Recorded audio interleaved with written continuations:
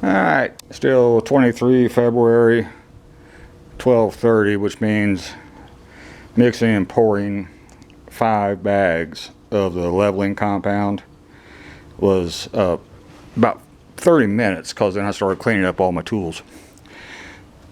Here's what I learned. If you're doing a pour small, it's going to take a couple bags, you're fine by yourself. You get up to 3 bags, a helper sure would be nice.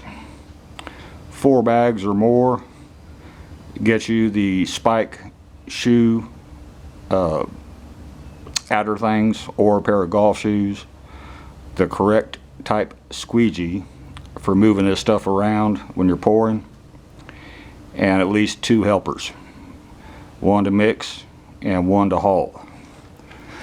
I got 2 areas that I call an oops.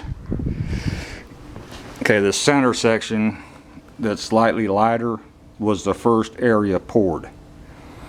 Alright, then I got a small oops right here where it did not level correctly, and right there, about center of the screen, I've got a little bit of a indentation in it, and that's a non-issue because that's where the mill's going to be.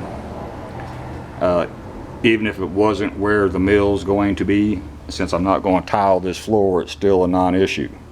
I could have used another half bag, but all I had was the 5, and I went ahead and pushed it except for that very far corner, so it's up to the perimeter of the wall a little bit better than I did over here. And same thing, I'm still waiting for it to set up so I can go back and feather the edges. So yeah, this stuff is rapid set, and they ain't kidding you, it's rapid set.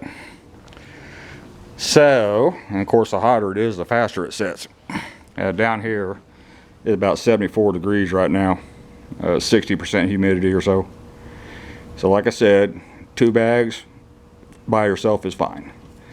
3 bags, you're on the cusp. 4 more bags, it's a 3-person job, and get all the proper stuff. The squeegee, the spike shoes or golf shoes, everything you need. And once you start, do not stop. So, I got a level spot for my lathe and eventually my mill. So it'll work out real nice. Part of the area was where I had to jackhammer through the slab on those water risers and do a splice below grade to eliminate those risers. So you never even know that I've done that now. What else? That's it.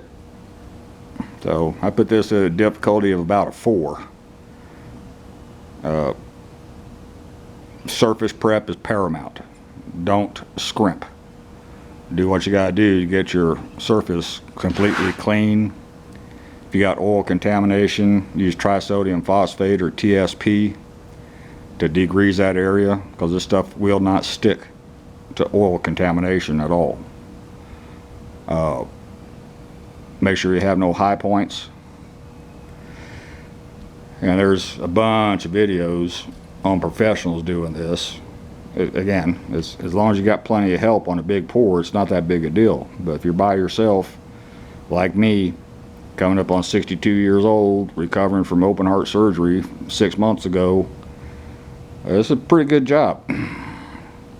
But it's done. So, I let this set up for a few days before I have to drive the fork truck on it to move my lathe back over there.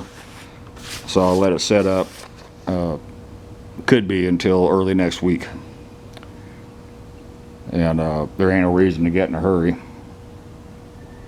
And where I had no splashes and powder product and such, I went over it with a wet sponge.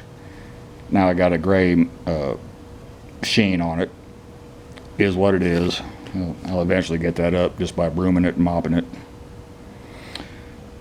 But no chunks, that's the big thing. And yeah, y'all feel free to comment. If you think it looks crappy, tell me. If you think it looks good, tell me that. If you see where I did something incorrect, tell me that.